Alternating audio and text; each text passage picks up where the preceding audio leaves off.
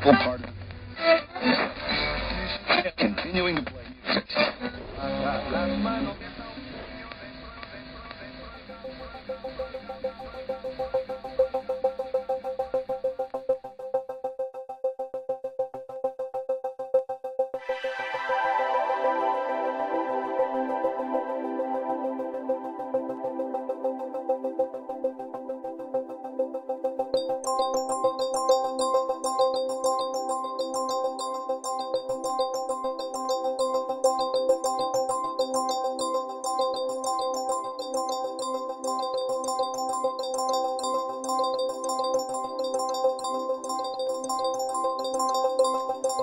This is Silph Radio, a Pokemon-centered podcast. I'm your host, Nathan Capisser. As usual, every episode of Silph Radio, we talk about a different aspect of the Pokemon universe, but this is not for children. I know people sort of pigeonhole Pokemon as a kid's thing. I think Pokemon is an all-ages thing. Just because something isn't inappropriate for children does not mean it's only for children. Of course, I don't own Pokemon. I don't own the rights to any of that. At least I have my own Pokemon. But yeah. Today, we're going to be looking at some banned episodes, pretty much all of the banned episodes of the cartoon. And here with me to discuss this controversial and risque topic, none other than Briana Joy. Welcome back to the Secret Room. Hey guys, thanks again for having me, Nathan. This will be fun. Absolutely. What a great fucking topic that you chose. Or it's a fucking topic? It Makes it even better. It gets pretty inappropriate at times. And at other times, I would say rather appropriate. But you know how we are here in the West. We've got to make a big deal out of everything. Like, 700 kids went to the hospital. Oh. Everything's fun in Japan, and then America's like, nope, can't do that. Okay, half the episode's gone. Oops. We need to toughen up. If you listened to the last episode with Briana, the Shinies episode, you're probably aware, or maybe you forgot. Briana, you're a big fan of the cartoon, right? Oh, yeah. Love the anime, and I've been playing the game since I was about 7. Playing the card game, attempting to. I actually just collected them. That was simpler for me. And then playing the Game Boy Advance. Good times. I'm not that big a fan of the TV show. We talked about this a little bit. Now, I did watch it back when it came out. Number one, because it was like, Pokemon. I love Pokemon, and the show's going to be out. The show's kind of for kids, but I'm still going to watch it because it's fucking Pokemon. Like, I have to get my Pokemon fix. And it was also, then, it was new. It was novel. And it kind of had this thing to it, you know what I mean? Like, each episode was a new episode, and it was like seeing an interpretation of the Pokemon game that I had been playing, you know? And so when it was novel, even with it being directed towards kids, it was kind of cool. But after a while, that novelty wore off, and it's just pretty much like Ash walks around and meets some Pokemon and helps a person and goes, oh, geez, guys. And like, actually, it's crazy. Yes, I will agree. A lot of aspects of the original anime were better. Like, in so many ways. It was new, it was fresh, it was different. I'm not even trying to necessarily say that the earlier episodes were better, just that I enjoyed them more because of that context. I know what you mean, but it's crazy how almost it's been about 20 years later, and for someone just getting into it, it's like it's still a brand new thing to them. I just think it's crazy how it's still, kids can still like just get into it, even from a new season, right? Not even knowing the very beginning like we did. I just enjoy how they have made it timeless for that age group. However, I would like to see a more adult version because a lot of his original loyal viewers have grown up. And I'd like to see Ash grow. I mean, he has grown a little bit. The reason he doesn't is exactly what you just said is they've actually, the showrunner or whoever has actually been quoted in an interview saying that Ash isn't supposed to grow or learn or change as a character and isn't supposed to progress as a character or as a Pokemon trainer because they want it to always be new for those new kids and all that. Right. Which, I'm sorry, I think that's a cop-out. Like, I'm sorry, they could have progressed the show. I think progressed Ash's character. Even if you want to keep it focused on a child, introduce a new child character have the balls to do that. You know what I mean? Right. And I do feel like this current season, XY, I have seen him grow up. I have seen him change comparing to the original episodes. Really? Yeah, I have seen some actual character development. For those of you that watch XY, if you haven't seen the episode, this is kind of a spoiler. But Serena, the female lead, she cuts her hair in the anime, and that has never happened. There has never character development. There has never been a dynamic character development, and I just think that's fascinating, watching these characters grow and change and accept defeat. And, I do watch Veronica Taylor's podcast. She was the original voice of Ash. Yes, totally. And she said herself she could feel Ash grow and change just from being him. She does a podcast. She does. What's it about? Oh just my animation, gosh. Or? Yeah, I know she does a lot of book readings now. And she does a lot of kid shows, like little kid shows. And I'm so glad she's still in the voice acting thing, because she's just a phenomenal woman. She's so humble. I would love to meet her. There's actually she had a contest going back where she, if you won this contest on Twitter, she would call your phone in Ash's voice and like talk to you. And That's I'm like, pretty oh cool. my God, where was I, when this was going on, Jeez. When I was in high school, they had a contest so that Matt or Trey, the creators of South Park, oh God, that one of them would record your voicemail for you. Not send you a voicemail, but record an outgoing voicemail message for you in any character you requested. So you can get Butters or Cartman, or I remember wanting to enter and just wanting to get Butters. That is a beautiful... Nathan can't answer the phone. Like, I can't do Butters, but like, that'd be so awesome. It's Butters. That's me. That's me. Butters. Fuck, I love God. Butters. But yeah, I mean, like, that would have been like amazing just to meet her once. So I think someday I'll put that on my bucket list. I'm sure she goes to cons like it's her yeah. job. Well, because it more or less is her job. But yeah, I mean, it's cool because she involves her daughter in voice acting now and things like that. I have so much respect for the woman. But anyway, Ash himself. Wait, does she do any other popular characters that the listeners might be I don't know if any of you have seen the Slayers series. It was going on in the 90s. She plays Amelia. I haven't really seen Slayers or Slayers Try. Slayers? No, it's an anime. She Okay. plays a character named Amelia. I haven't seen that. But one of her current roles, she's on like this PBS show about animals that go to space. And okay. she's like real life? No, she's like she's like an animated pig named Sputnik, and I think that's so cute that she like went from this 10-year-old boy to a pig named Sputnik. Like, it's crazy how versatile voice actors are. It's cute though. I hear you talking about versatility. I go watch the show, and it's basically just Ash's voice. I'm like, oh, no, I'm just playing. The new voice was definitely very challenging to get the hang of. Honestly, I'm more about the story than the voices. Oh yeah, it's so weird to watch. In the first few episodes of Pokemon, James had a totally different voice actor. Yes, he was played.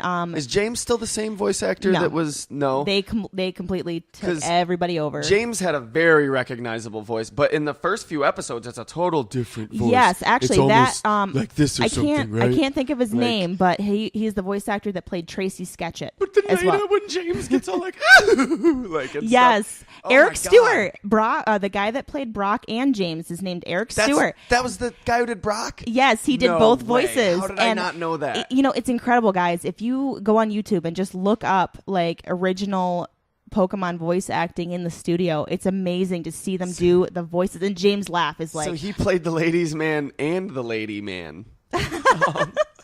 That's awesome. That's pretty incredible. I fucking love James. James oh my God.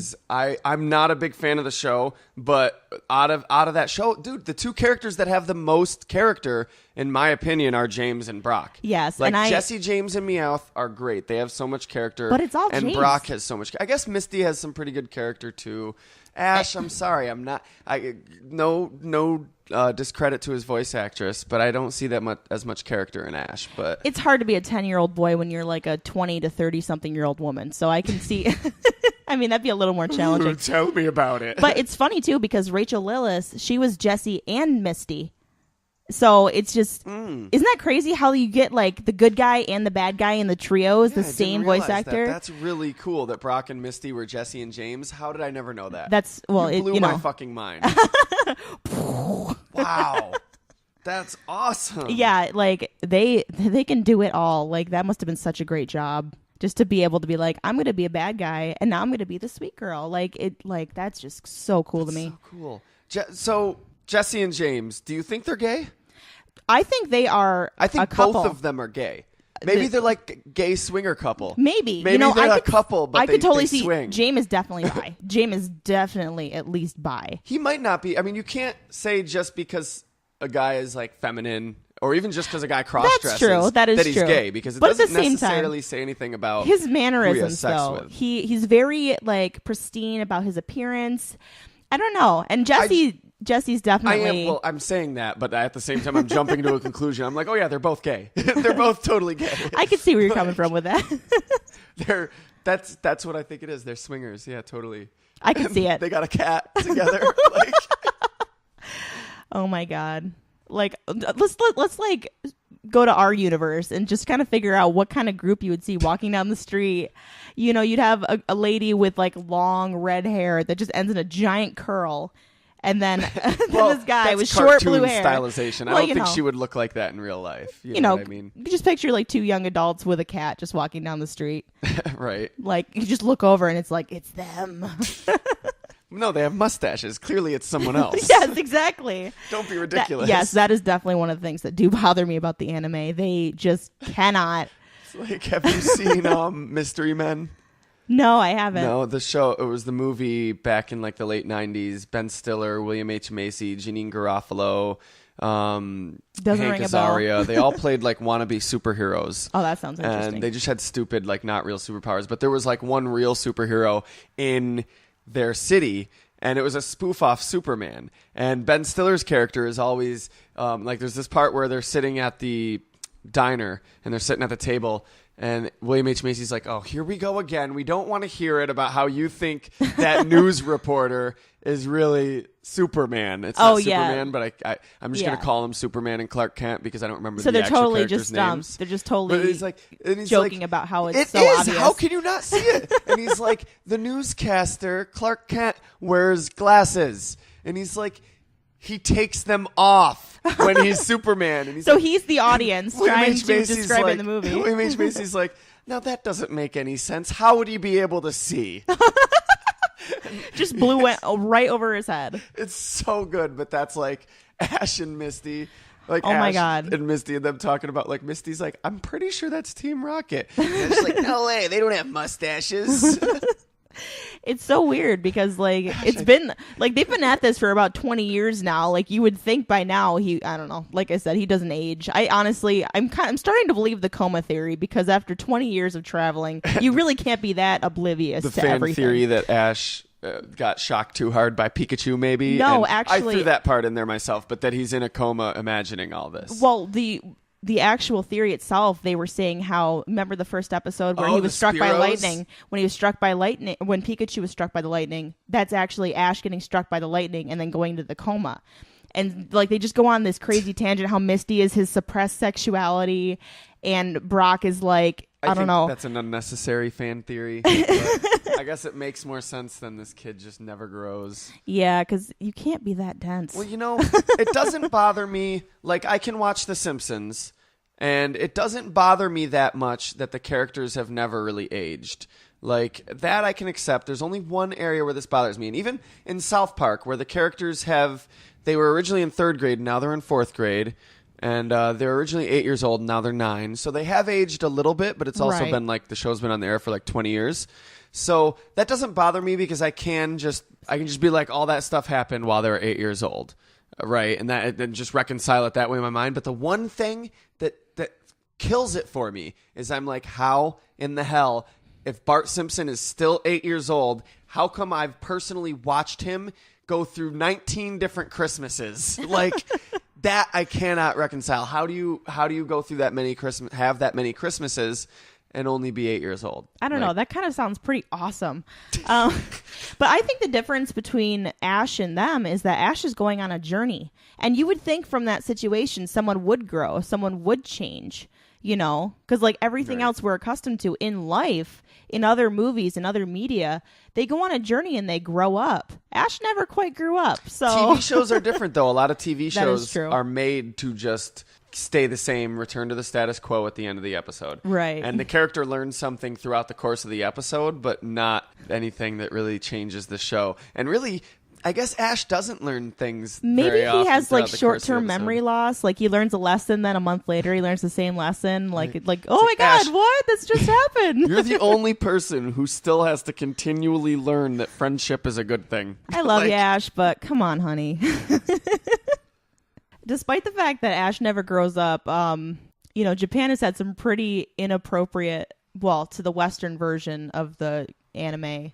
There's cultural differences. Like a lot of things that are viewed here as super indecent and taboo. Just that in Japan they don't care as much. Right. Like sexuality is a big one. Like I mean that show Shin-Chan that was on Adult Swim. Did you ever see that? No. That's a show about a little perverted kid. He's always trying to look up like his nanny's skirt and like stuff like that. Well, Adult And Swim, so. it aired on Adult Swim in America. In Japan, it was like a Saturday morning cartoon for children. No way. Yeah, they just don't like it's just. But in a way, so what? Like Yeah, sex that is is a normal true. part of life, And it's like, how you were made, so why, you know. Yeah, I mean, don't get me wrong. If they start airing tentacle porn on Saturday morning cartoons, it's gonna be an that's issue. different. Like rape is a total different like thing. You know what I mean? Right, But like yeah. just the natural aspect of somebody being curious about Right. the opposite gender And there's or no the same there's gender. no nudity or like things like that. You know, it's just a basic teenager's everyday life, you know.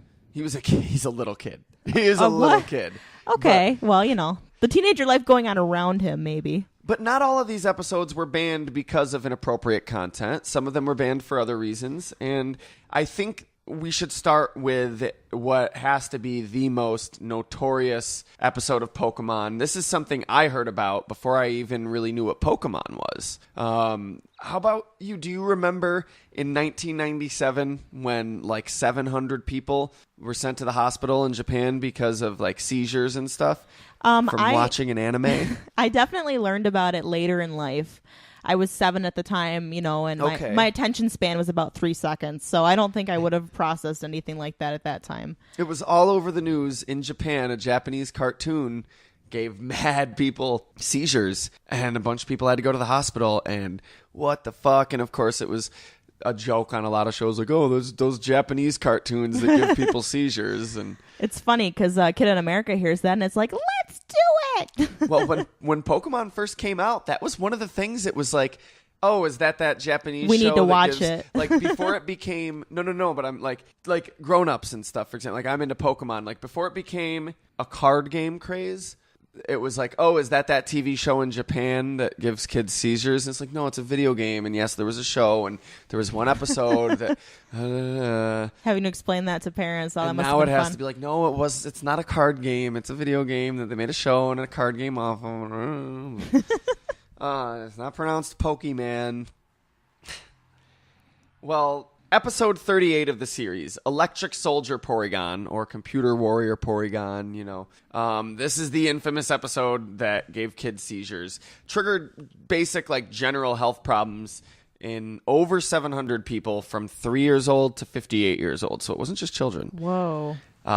Dizziness, vomiting, blurred vision, and seizures. Fucking epileptic seizures. This was December 16th, 1997. That must have been a hell of a day at the hospital. Fuck, for real. Like, can you just imagine that episode of, like, Japanese Scrubs? Seeing these kids, like, just start twirling around the living room, and then they just, like, fall down. The mom's like, What the Then the mom looks fuck? at the TV, and she falls down. Grandpa looks at the TV, he falls down. It must have been a crazy day at fucking 4Kids Entertainment. I mean, it wasn't Oh my 4Kids, but whoever does it yeah, in Japan. exactly. Like, fuck, are you kidding me? Our cartoon just oh my God. Like, one of the guys, like, pulled a gun out of his Don't they desk do a and test? started putting it in his mouth. They're like, no! No! Why wouldn't they do a test run on the people that actually made the cartoon? Like, I don't know. It doesn't happen to everybody. You have to be Oh, like a epileptic. certain- oh, okay. Like, I've watched it. Have you watched the episode? I have. It's been a while, but I know it's like flashing really fast red blue lights, so I can Right. see how that would be I'm an always issue. nervous. I'm like, this time. I remember when I first found the clip, like as a kid, teenager, and I was like, fuck. I was nervous to watch it. 'Cause I'm like, what if this shit gives me a seizure? Right. I gotta watch it. And my dad used to have seizures when I was a kid too. So it's like, that is pretty scary. Yeah. Well, basically in this episode, Misty, Brock, Ash, and Pikachu are all traveling somewhere between the Safari Zone and Cinnabar Island. And they end up stopping at the Pokemon Center in a nearby Matcha City, which is just a city made up for the show, like they Just did for all the time. episode. However, there's a problem with the transfer system there. Whenever Pokemon are uploaded to the PC to be sent to another Pokemon Center, the wrong Pokemon appear at the other end. So the guy who invented the transfer system, Dr. Akihabara, which is the video game district in Japan, like it's a city where you go to it's like. Can we the call him Doc otaku Ock? Because that would totally work out. Oh my God, Doc Ock! We'll just call him Doc Ock. All right, so Doc Ock is desperate. He's the guy who invented the transfer system. Fuck you, Bill. And he's desperately trying to figure out what the problem is. And suddenly he just gasps and runs off. Ash and Co. break into his home, where right? That's normal for them, breaking in other people's houses. Anyway, continue. Yeah, I mean, they're like, maybe we shouldn't just be walking in here. Let's do it anyway. Don't worry about it. The Nothing bad will happen The to us. episode won't progress. We have to go in. The episode will end with everything back to normal, no matter what. We could just keep walking, but let's make something happen. Don't worry, absolutely nothing bad will happen to us throughout the course of this episode. If Team Rocket shows up, and then he winked at the children watching in their homes. He ends up Doc Ock ends up tricking them into this giant cylinder, which is like the thing that transfers the Pokeballs into the PC system, but it's made big enough to transfer humans. And they're like, what the fuck, you fucking prick, let us out. And he's like, look, Team Rocket's broken in and transferred into the PC system, and they've dammed up the Pokeball stream so that they can take all the rare Pokemon for themselves. They do have some good plans on occasion. So he sends Ash and them in after Team Rocket. Porygon materializes next to them, and he goes in with them too. And with Porygon's help, they find Team Rocket. Team Rocket stole Doc Ock's other prototype Porygon, Porygon Zero, which was probably the prototype, I guess. And Porygon and Porygon Zero battle each other. And while they're distracted, Ash kind of unblocked the stream of Pokeballs. Meanwhile, at the Pokemon Center, Nurse Joy has hired this computer technician to get to upload a vaccine to get rid of any of the viruses in the system. And of course, Dr. Akibara was like, "Fuck, because this will kill any of the humans." You know what I mean? They're like pathogens in the system. That through. What? Should have thought that through. Nurse Joy doesn't know that anyone's in the computer. Oh, because they were smart and they're like, "Let's do it anyway." Not tell anybody. Doc Ock didn't just tell him. I think secretly he's a child killer. He's fuck, right? He's playing it off. Let them die. He it's wanted okay. them to get trapped. There in the needs to be computer. a sacrifice. Porygon demands blood of the eternally youthful. So the vaccine is depicted in the computer world like it's this weird Matrix, crazy computer universe. The vaccine's depicted as sort of like a cop car that shoots missiles. And it shows up, starts chasing him, shooting missiles at him. Ash brings out Bulbasaur to use his Vine Whip and saves Team Rocket. Because that's one thing that's cool and respectable. He's like, I can't leave him here to die. That's fucked up. They're not evil. Right. They're just dicks. They always save them no matter what. So, you kind of expect it at this point. So once they get Team Rocket on Porygon's back, though, Porygon's able to change sizes, change into different shapes. When it was fighting Porygon Zero, it would turn into a sword or a shield or a hammer and Pretty stuff. badass. It's too much weight now that with Team Rocket, Bulbasaur, all them on its back. So it's slowing the Porygon down. And the vaccine's still shooting at him. The missiles are honing in, and Pikachu does this massive thunder attack, destroying the missiles, and that's what results in this flashing blue and red lights, which cause the seizures. It's right. This creepy. I remember seeing the screenshot of it before I ever saw it, before I even had ever seen Pokemon or knew what it was really. And it's just Ash, all dead, stupid smile on his face, just depictive of a derogatory depiction of anime. Just people that think all anime is Speed Racer, You know what I mean? And They're like, oh god, not another one. And Pikachu and Bulbasaur, and then just almost the whole screen is just flashing red and blue. Yeah. So, of course, the episode ends with them getting out, blah, blah, blah. How long did that flashing light scene occur for that caused the seizures? A few seconds. It was a few seconds. It's crazy how it only took a few seconds. Yeah, they instituted new rules after this. Makes sense. One of them was that any flashing lights couldn't be shown for more than 2 seconds. There was certain rules of how fast they can flash, and if it has red, it's only allowed to flash even slower than that. Right. So it totally resulted in the episode never airing again anywhere. They only aired that one time in Japan. Pokemon was taken off the air for 5 months until April. No way. Yeah. Well, at the same time, though, it did help out with the whole anti-seizure movement, if there was one. You know.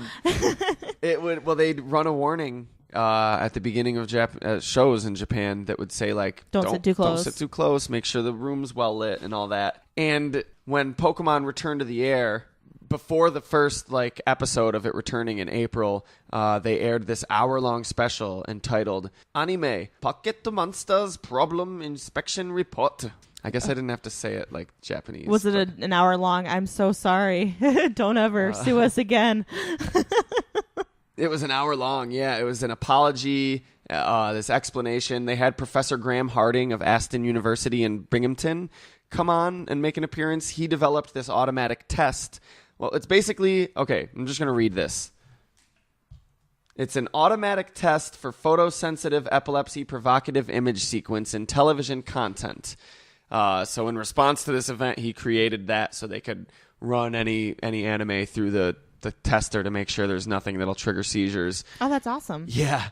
And you can watch the first couple minutes of this on YouTube, but I wasn't able to find the full special anywhere. If anyone knows of anywhere you can find it or anything, I would love to even buy a VHS of that. Send it our way, man. Contact us. Send an email to fuck the Silph Radio email. I never check it. fairpointpodcast@yahoo.com, or get at us on Facebook or something. So there was also this New Year's special that was supposed to air that year that has never once aired because of this. They just canceled it. I don't think it was going to be an episode. I think it was a clip show, maybe some live action stuff like they do, Right.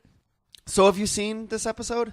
I have on YouTube a couple of years ago. I did watch it, and they did show it. They slowed the flashing down, though, just, to prevent further lawsuits.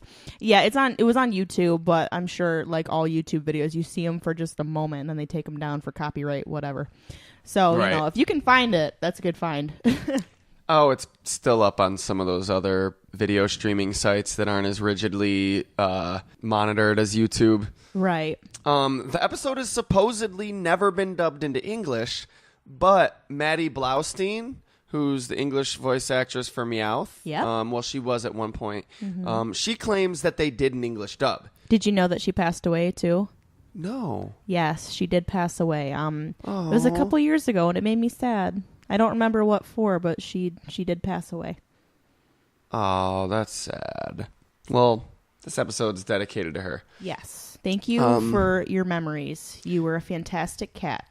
Aw. She says they did an English dub, but Veronica Taylor says that they didn't. So, I don't know. I haven't seen anything, so I don't think so. Well, nobody has. It's a mystery, but Maddie Blaustein said that they did. Another one that we'll just briefly touch upon, another banned episode 375, or episode 101 of the Ruby and Sapphire series, Advanced Generation or whatever they were calling it. Yep. That one's never aired anywhere ever. The episode focused on Ash and his friends being trapped on this island after a bunch of Whiscash caused the entire island to earthquake. It was scheduled to air November 4th, 2004, and on October 23rd, 2004, Japan was hit by the Chuetsu earthquakes, which killed dozens and injured thousands. So that was not in the best character for them to air that. Yeah, not good timing at all. Timing is key, especially for natural disasters and animes related.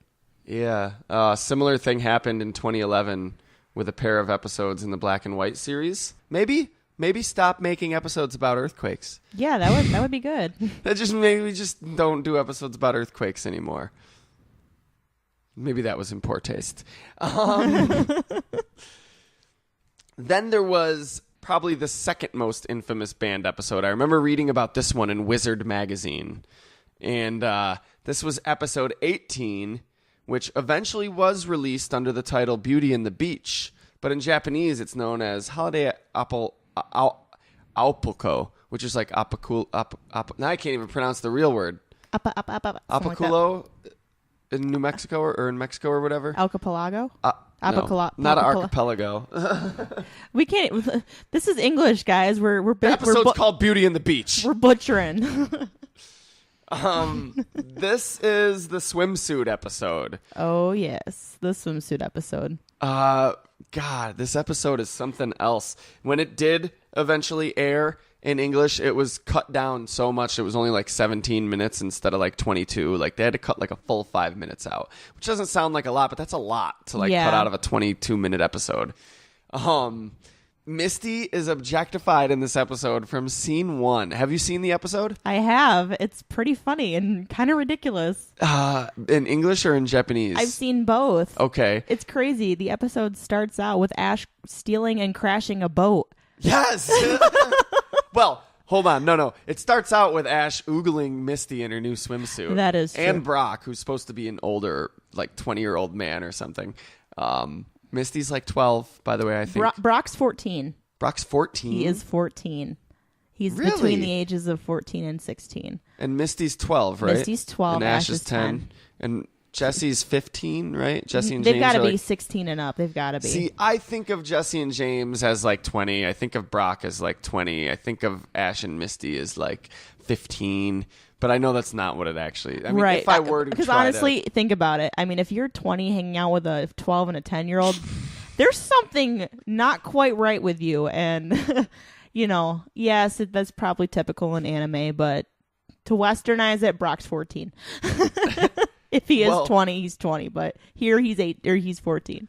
After that, though, of course, they showed up at this beach town, and then they completely wreck this dude named Mo's boat. They steal his boat. Seriously, they just get on his boat and drive it off and then wreck it. They're fucking drunken frat boys. You know what's the worst mistake? Letting Ash drive the boat. The biggest mistake. Like, why wasn't Brock driving the boat? What kind of awful, horrible citizens are these people? They just show up in town, take a boat, and wreck it. I don't know if Ash and Misty fully comprehend the choices they made being friends with Ash. What occurred to them at any point in time? Let's let this 10-year-old boy who learns frequent lessons over and over again drive a boat. What's the worst that could happen? Well, they wreck the boat. And Mo owns a restaurant. Mo, the guy who owns the boat, owns a restaurant. So they work at his restaurant to pay off the damages to it. Mo's a total creep. In the English version, he just tells Misty that she reminds him of his granddaughter or something. Westernized. In the Japanese version, he says that he'd totally have a lot of fun with her in like 8 years. The original context. Gotta love it. Oh, boy. Mo just looks like a creep, too. Like just this beach bum creep hitting on a 12-year-old. Nothing unusual about that. Meanwhile, Team Rocket crash their submarine and end up working for Mo's rival restaurateur, Brutella. She's such an ironic name. Just this ugly, short woman. Looks like Nastina. She's very similar to the woman in the Tentacruel episode. Nastina, I think, was her name. Maybe. That's what I was thinking. Because it was like one of those words where like her name is definitely a negative term. Why would you name your kid Nastina? Why would you name him Brutella? And I'm sorry to anyone out there that is named Dolores, because if you didn't know Spanish, in Spanish, Dolores means pain. Oh, really? You named your child Pain. Well, not if it's Dolores with an I, but Dolores. It's wow. Pain. The name of pain. Anyways. Team Rocket ends up working for Brutella, and Mo owes Brutella money, and she's all like, you better pay me by tomorrow or I'm taking your boat. And he's all like, what boat? Man. What boat? They fucking wrecked it. You can have it. And why does she just get to say, "How I'm taking your boat"? What? Like, what boat? Maybe, I don't know. Maybe they went to court and I don't know. Well, you know how it goes. The end of the episode, the boat's magically fixed and they continue on their way like it never happened. So there you go. Well, I love it though. He's like, the scene is amazing. Ash, like, especially in the English version. He's just like, I always had a dream to use my boat and see the world, sail the whole world in it. But I guess I'm just gonna have to give up on that dream. And Ash is like, what? No! He's like, you're not fucking giving up on your fucking dream? What the fuck, man? I really wish that were his original words. He's like, what? No, you can't give up on your dream ever, no matter what. And he starts throwing a tantrum. Like, holy shit. Yeah, like he like starts throwing shit. He's not really throwing. He might as well be. Like, he's the like, whole what anime the fuck, is tame, bro? The whole anime is tame in this one scene. What the fuck? And why the episode was banned because of Ash's explosion on him. No, he's just like, it's my dream to one day be the world's greatest Pokemon master, and I'll never give up, no matter what. And it's just like, bro, should have called it quits. You're a 10-year-old. Stop lecturing me, okay? I don't need a 10-year-old lecturing me about giving up. I could be your dreams. great-great-grandfather. Chillax. How condescending. You're gonna give up? My dream is to be the greatest, and I'm never gonna give up, you fucking loser. And Misty and Ash roll their eyes in the background. Ash gets pissed. Here he goes. Brock and Misty are like, chill. They hold him back. They're like, sorry, he's really sensitive about people giving up on their dreams. we tolerate it. You will too. We're bashing on Ash. I love that scene though. He's just so like, what? He's so like, just berates him. You're not giving up on your dreams, loser. So he convinces him not to give up on his dreams. And Professor Oak and Ash's mom show up for the beauty contest that's about to start shortly. Ash's mom has got it going on. She looks good in a bikini. What can I say? She never wears a bikini in the episode, she looks good in the one piece. No, she doesn't. She doesn't wear a swimsuit at all. Yes, she does. She does wear a swimsuit. She has like a little T-shirt covering it though, but she's definitely wearing a swimsuit. Okay. And curious, don't you think it's interesting that Professor Oak and Ash's mom go everywhere together? Yeah, that fan theory, I think there is credence to. Oh, definitely. I definitely think Ash's mom and the professor are fucking. Like, they and not in like a crude way. Like, they like each other. They enjoy each other's. Good for them. He takes like, her everywhere. It's so sweet. His dad went off on his fucking Pokemon journey. We never hear from him again. Like, or, I mean, another fan theory. Or what if he is Ash's dad? I don't think so. Yeah, he's a little old. That's a little squeamish to think about. Maybe he has magic. No, there's another episode. Oh, there's another episode where like it makes so much more sense that this character was meant to possibly be Ash's dad. There's another fan theory about that, and I don't remember it. Is it the guy that's named Silver that speaks to Richie, and he said something? Yes. I have heard about it. Totally. The guy, his name is Silver, I believe, and Richie runs into him. Richie was Ash's friend rival in the first. He was like his doppelganger, yes. the blonde kid with a Pikachu named Sparky. Sparky, yeah. You got it. And he runs into this guy. The guy has, a long silver ponytail, spiky hair. And Richie said the name Ash, talking about his friend, and the guy's like he knew him. He's like, oh, Ash? Like, he just kind of said it where it was like, okay, we have never seen this character before, but somehow he knows about Ash. Pretty significant. So, I don't know. I think they're just trying to mess with us. There were a few other things, too. But back on track. Anyways. Basically, with the beauty contest, the swimsuit contest coming up, Ash and his Pokemon and shit decide to help Moe's restaurant get a bunch of business so they can make enough money to pay off the boat. And Misty's objectified in a sexy little waitress outfit. I'm pretty sure she's just running around in like a swimsuit and like a shirt. Making it rain, flyers all over town. And then there's this awkward scene where he's just making it rain money at Misty, and she's like, I'm 12. No, that didn't happen. It didn't happen. So they end up making tons of money, and the swimsuit contest starts. And the first contestant is Misty. Okay? But Team Rocket shows up and pushes her off stage. Now, this is the scene that got the episode banned and was not in it at all. They never pushed Misty off stage or anything in the American cut. But Team Rocket show up on stage. And guess who's wearing the swimsuit? They're both wearing bikinis. James has a really big pair of inflatable breasts. And Misty's like, what the fuck, you're a dude? Like, WTF, LOL. And just when you think James' boobs are big enough, he pushes a magic button and inflates them even more while Misty's eyes bug out of her head. She's like, I thought you were a man, or so. She's like, but you're a man, or something. And he's like, men don't possess my type of beauty, or something like that. And then, like, showing off his own boobs and clearly referencing her 12-year-old body, he tells her that she must have entered the contest 10 years too early. Oh. Misty got boob-shamed. Oh my God. It's like, the only thing I don't like about this is just the constant objectification of Misty. But they over-sexualized her a little too much. Who cares if James wants to have boobs, if James wants to cross-dress, and let him. We've That always doesn't laughed bother at it me. before. Let him have his fun. Yeah. Doesn't change my opinion of him one bit. It's days like these that make me want to go straight. In fact, that's one of the reasons he's such a great character in the show. Like there's layers to his character, and it's awesome.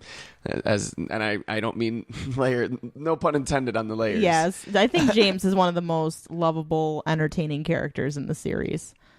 Just let him have his fun. Damn. And then one of the least lovable and entertaining characters in the series shows up. Gary and his cheerleaders are the next contestants. Gary. Talks a bunch of shit to Ash, and then Team Rocket starts some shit, and then Ash saves the day, and they move on from town, and another standard fare episode, other than the scene where James has boobs.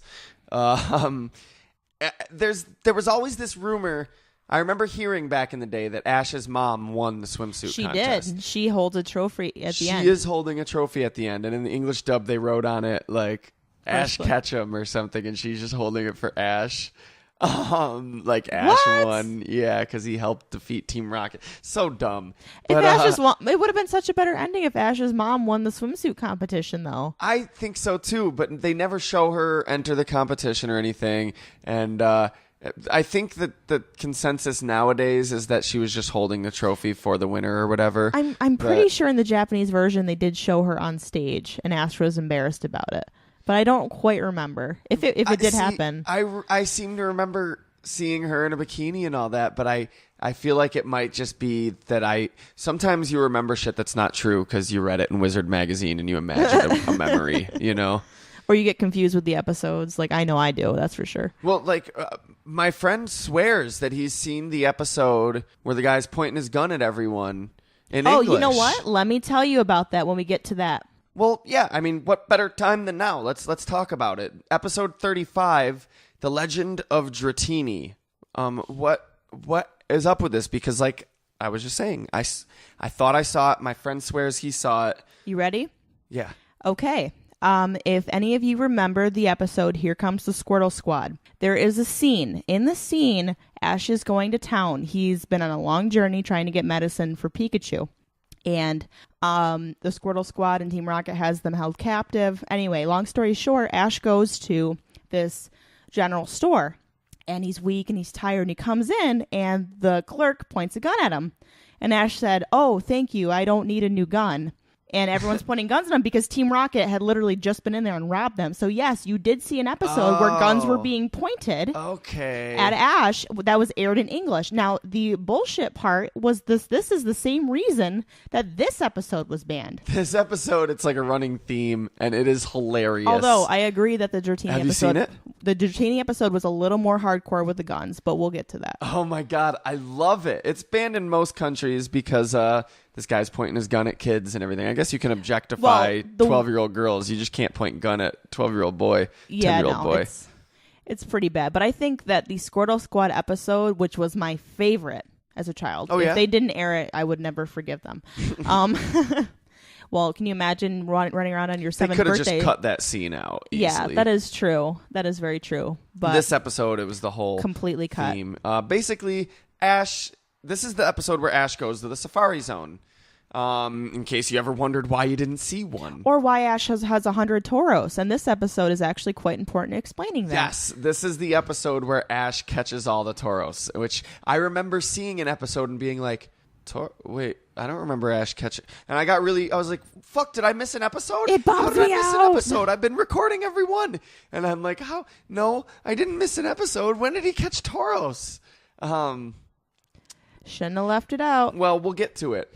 Basically, they're going into the Safari Zone, and Ash is so happy that he's singing. Like, everything he's saying, he's like, Safari Zone, I'm going there. Oh, yeah, I'm going there. But it's all in Japanese and shit, he's just, like, singing. And the narrator even... It seems like the narrator talks shit. I don't know if he's talking shit or if he's just stating it, but, I'm reading the subtitles of the fan sub. I'm sure he's made fun of Ash a few times. But it's like... something about all the Pokemon there are to catch, and it's like maybe Ash should be spending his time catching more Pokemon or something. Yes, and then he's singing, yes. and then he's like, but there's so many Pokemon there that I could see why you would want to sing. Which is like, to me, it's like, no, there's so much Pokemon everywhere. I'd see why you want to just stand there and sing. Go ahead, just stand there and sing. You don't need to be catching Pokemon.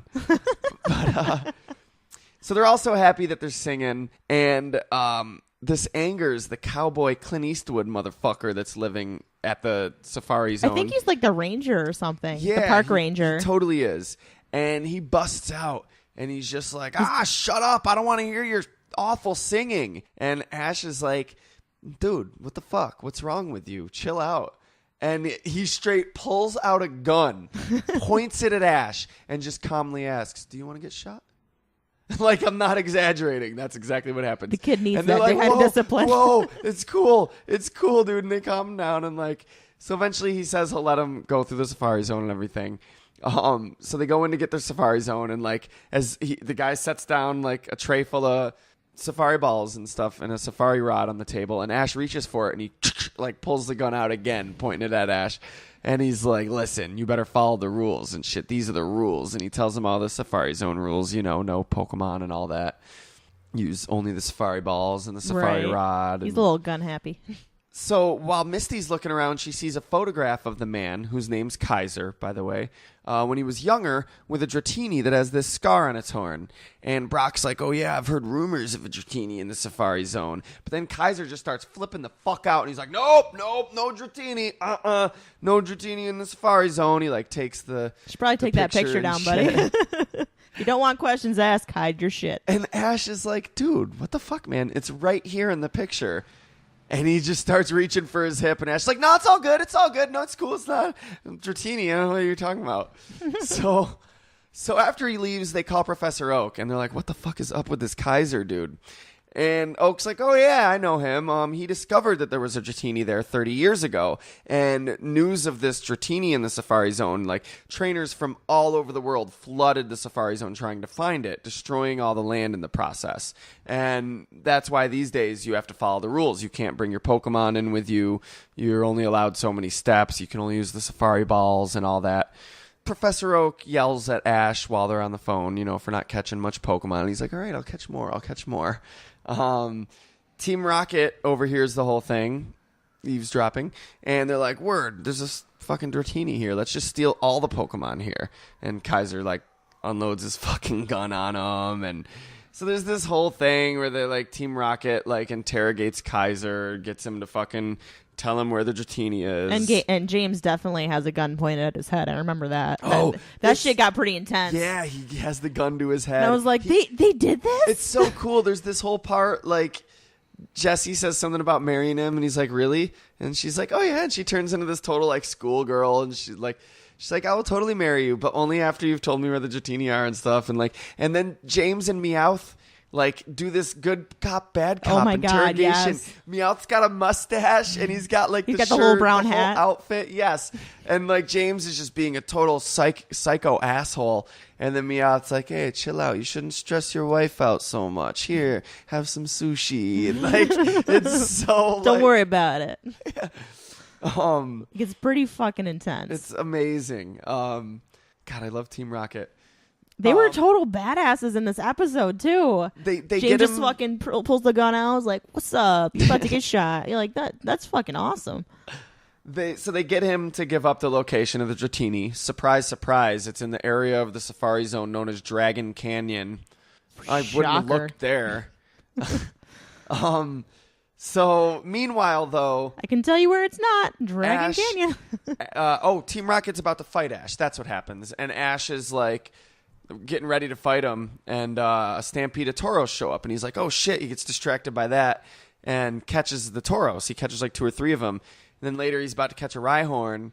And as he throws the ball... a bunch of Tauros running its way, and he catches the Tauros. He's like, what the fuck? So, just to think about that, this continuously happened until he caught 99 of them during that day. 99. That's like, insane. it's crazy, and he kept all 99 of them. So, I mean, I'm sure you've imagined the new howl Professor Oak is having at his house.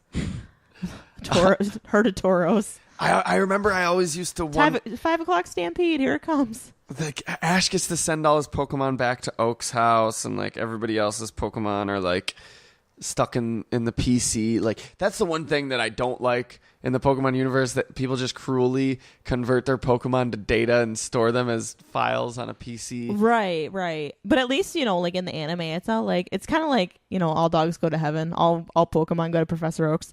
Right. Oh, look, they're all happy running and playing. They're not in these tiny little fucking balls. Just stuck there forever.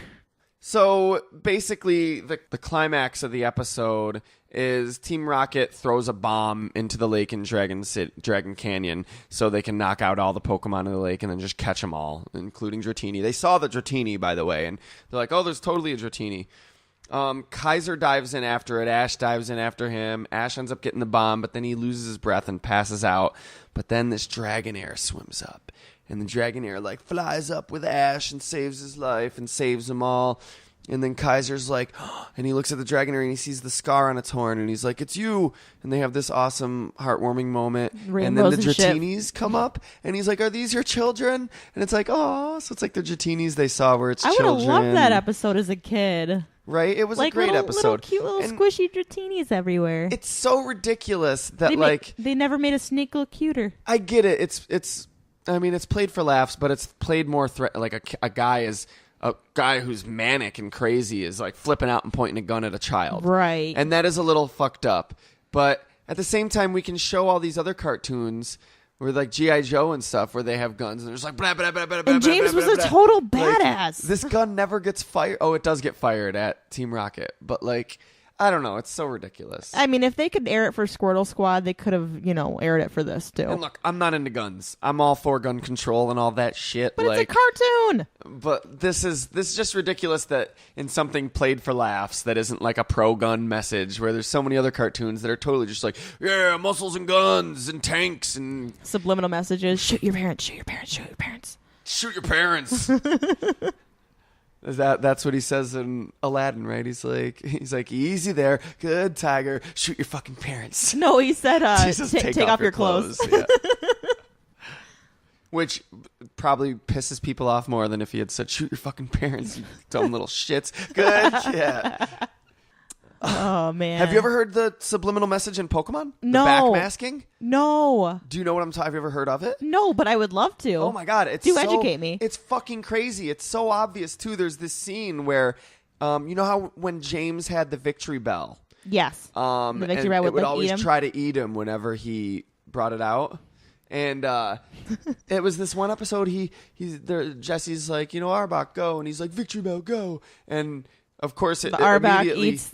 Well, no, it immediately cuts, as it always seems to. Like, the Pokeball opens in the flash, and then it just cuts to the victory bell eating him with his legs sticking out the top, Right. And as it's doing that, you hear, like this clearly, like, backwards thing. Like, James's like laughing, voice. but it's weird. Not laughing, just, like, have you ever, what it sounds like when you turn Yeah, when you voice turn something backwards. Yeah. Yeah, and what it's did like, he say? What the fuck? And you turn it backwards, and it's clearly James, the voice actor for James for the and English everything. version? Yes. No and fucking he's way. like, and he goes, Leo Burnett and 4 kids are the devil. Leo Burnett. And Leo Burnett, I guess, was this like media mogul. Look him up. There's a whole Wikipedia page about him. Was he the guy that got them to like leave because they replaced the voice actors in season 9? I don't know. He because 4 Kids Entertainment was maybe he no owned longer 4 Kids or something. But like, he's just this. He's a famous media mogul. No and way. Yeah, James, the voice actor for James, sat down in the recording booth and recorded Leo Burnett and 4 kids are the devil. Leo Burnett,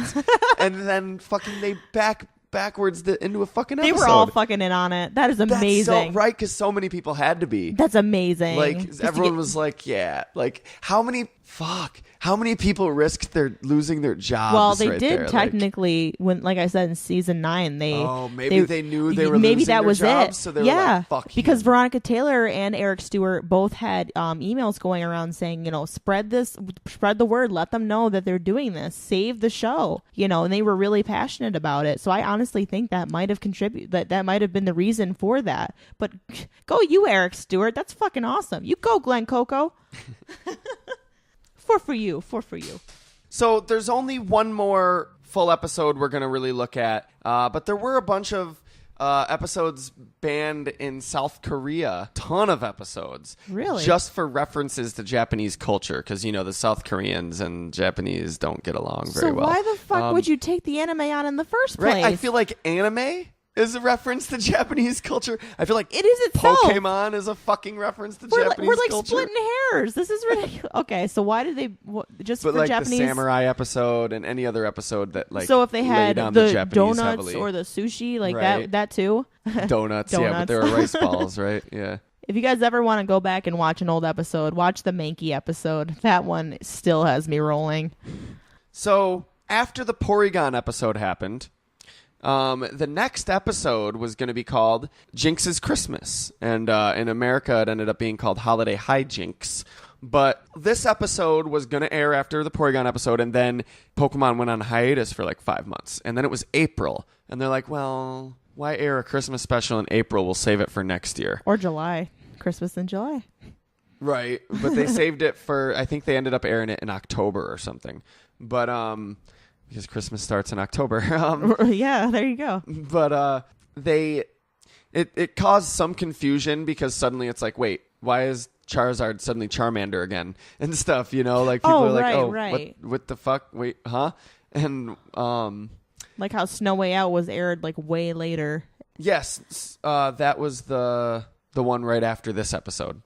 These two episodes they were back to back. Okay. Yep. So it was pushed back like a whole year. And then finally aired, and then it was pulled from rotation when author Carol Boston Weatherford started criticizing the depiction of Jynx as playing on offensive stereotypes and, that traditional blackface cartoon character. With the big lips. Which has shown up a lot, and anime a lot of times doesn't really depict African Americans or black people in general very politically correct. I think where a lot of that comes from isn't like a place of hatred. Like, it's not that in Japan they're like, fuck black people. It was actually a style. I mean, pretty much anyone in America, if they make a cartoon like that, it's probably like, dude, you're fucking a racist. Definitely. And I think in Japan it was less of a like racist thing. I mean, obviously it's racist, but like I think it was more of a like 90% of the population in Japan is just native Japanese. Right. So I think it was more like there aren't really any black people there, and their only exposure to them was through Western pop culture. And so they saw the internet, wrong thing. Yeah, it's just like before the internet and everything, our ideas about Japan and everything were kind of off and stuff. You know what I mean? Like most people didn't really know. So like they saw it and they're like, word, that's how they depict them in their cartoons. Oh boy. So it became this like, that's must be the way to do it. And like, yeah. So it's, yeah, I mean, Mr. Popo and Dragon Ball Z. You know how they fixed that? They just changed. Pink. They changed the contrast. Oh, really? They changed the contrast of the frames. That was it. That's how they fixed it. What, Mr. Popo? Yeah. Okay. I was reading an article about it. I don't really watch DBZ, but I'm always curious. I feel like I've seen a pink Mr. Popo before. They did. I think he might have been pink as well, but later episodes they turned him like a purple. But I guess when he was like actually black, they contrasted it so he was blue. I don't know. The article I was reading depicted that. Blue Mr. That sounds okay. But Mr. Popo is pretty racist, and Jynx. Well, here's what Miss Weatherford had to say.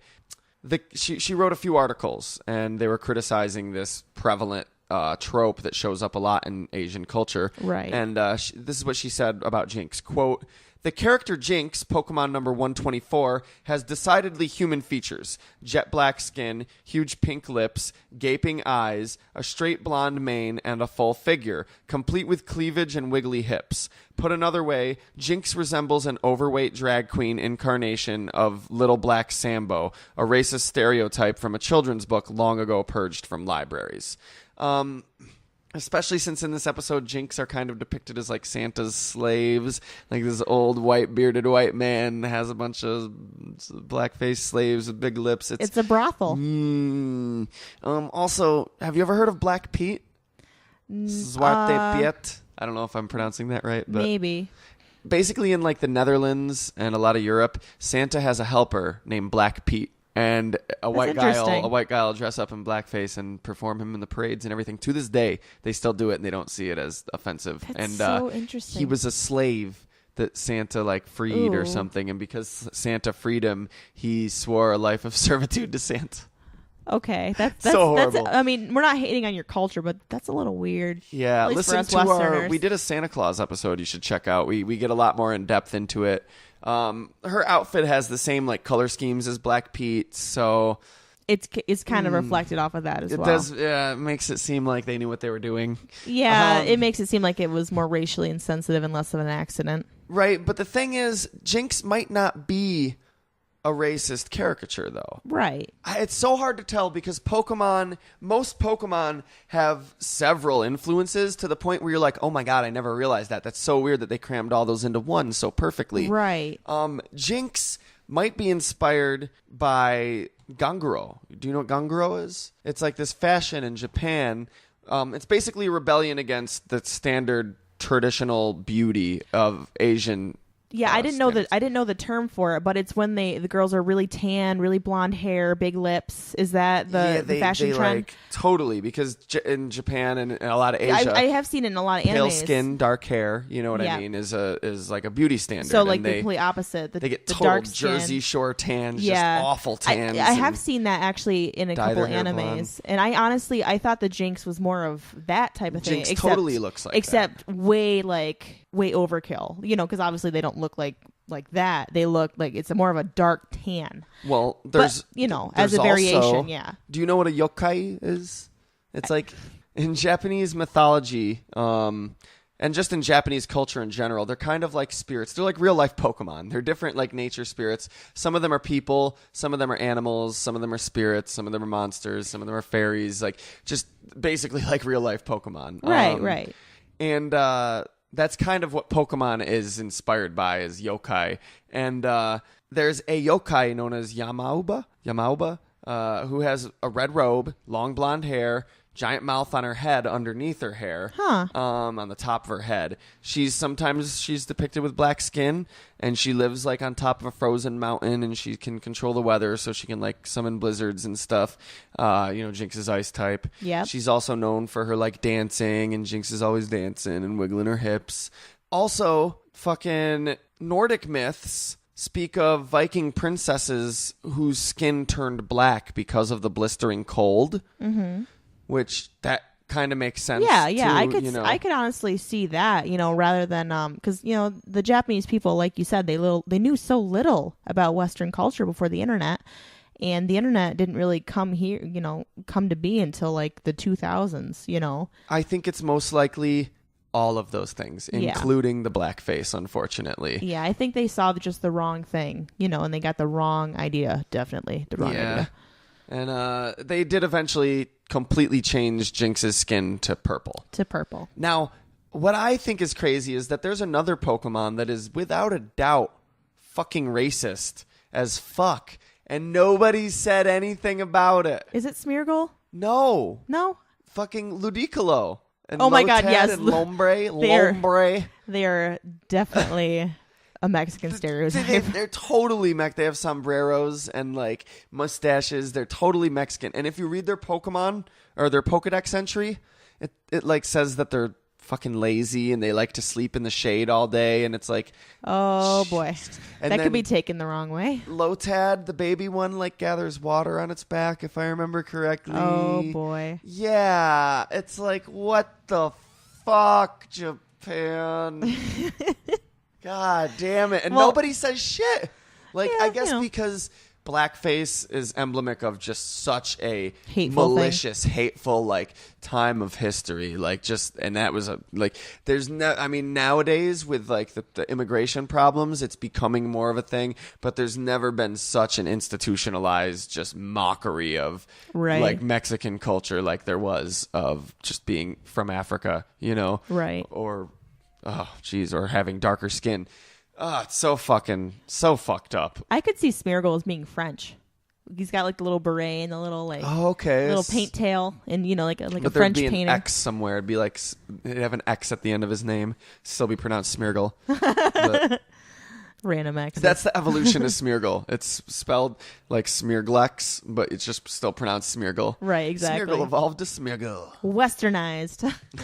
So this episode, the Santa Claus episode, when it first got banned, I remember being like, why? I don't understand why it got banned. Right. That's It was so more weird. an older generation Like, thing. I just didn't get that Jynx was supposed to be blackface as the kid I was. I mean, I had seen blackface stuff before, but I guess I was innocent. You know what I mean? It didn't occur to me. We didn't see any wrong in it at the time. I was just like, she's an ice Pokemon, you know?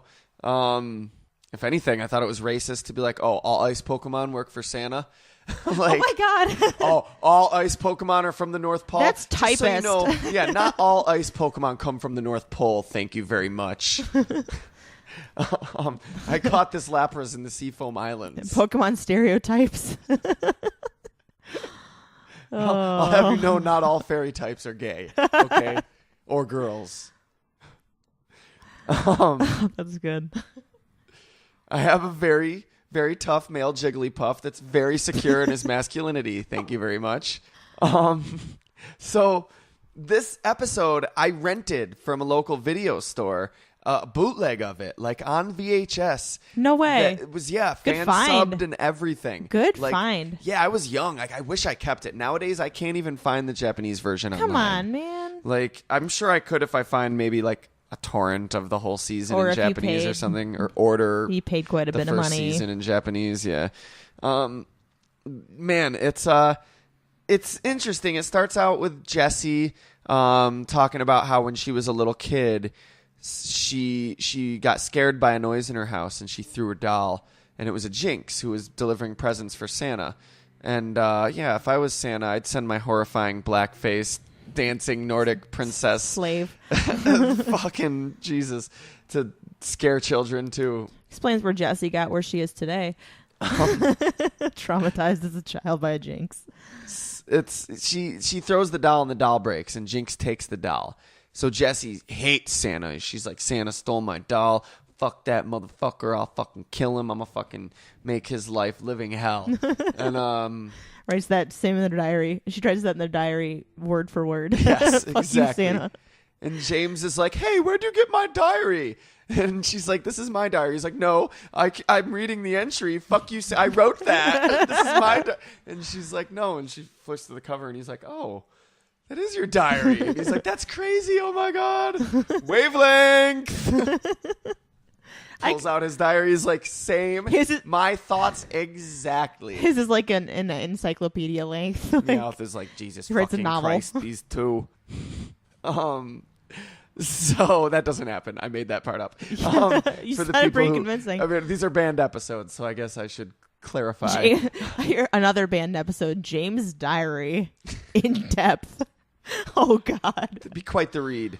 Throughout the episode, like Ash and Misty and them, they find Santa's boot, and they know it's Santa's boot. Well, in the English version, because it has a picture of Santa in it. Yeah, I put a picture of myself in my boots too. Just to say, if you find this, it belongs to this person specifically. Well, that was In convenient. Japan, it was just written. His name was written on the inside of the boot. But either way, like, your kids are that fucking. You find a boot and it says Santa in it, and you're like, oh, this is Santa Claus's boot. It's kind of insulting that like, okay, the American kids are going to need a picture because they're not going to get the whole Santa thing written on the boot. Right. They're going to need. Like, well, they wouldn't just. Anyone can just write Santa on a Let's boot. spell it out a little bit more. Make it easier for them to get it. So Thanks, they like Japan. there's like a psychic Lapras that helps them. Like, it's crazy, and they like build a raft to like help this Jynx get back to the North Pole. This sounds like a bad dream. Ash sends his Pokemon out, to pull the raft. Because, yeah, it's not like Misty has any Pokemon that would be of use here. Exactly.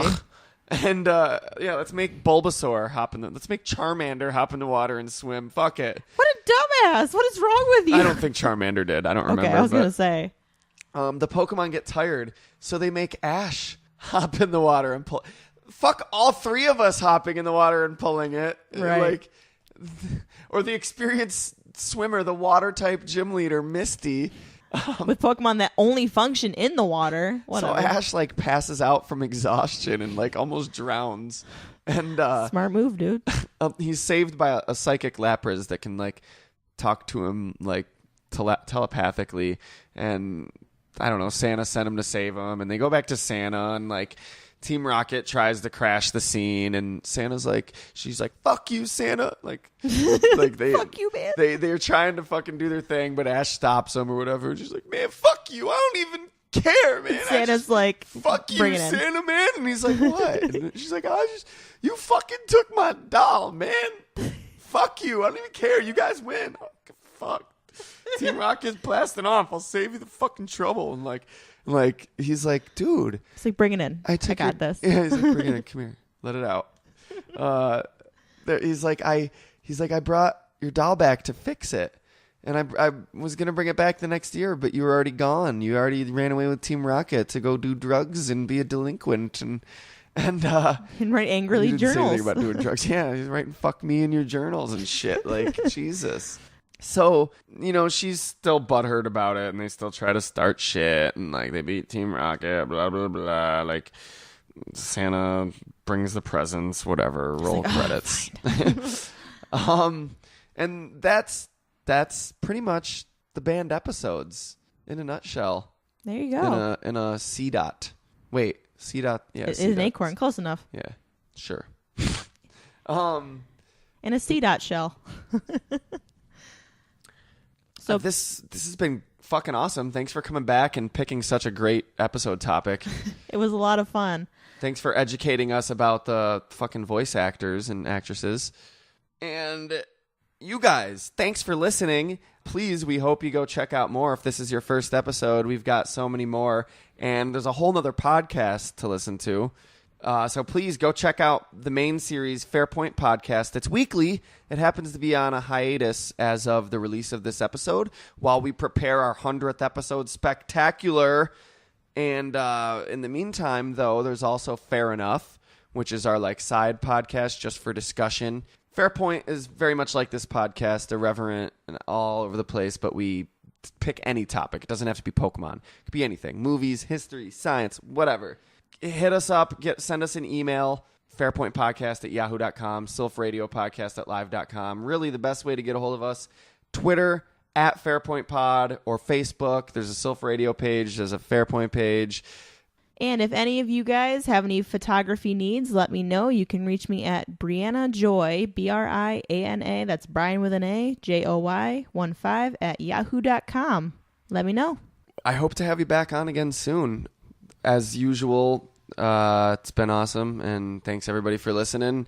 Keep your ears peeled. I don't know exactly when the next episode will be out, but we're trying to make them more frequent. And got to get another one with you in soon before you move away. So. Definitely. I'm headed out to the magical world of Disney to take photos for them. So it'll be a fun trip. That's fucking cool. We'll have to talk about that. We'll have to find a way to work some Disney conversation into Disney, and Pokemon aren't that bad a match. If you go to Epcot and go to Japan, Pokemon is right there. Until next time, I'm Nathan K. And I'm Briana Joy. We'll talk to you next time.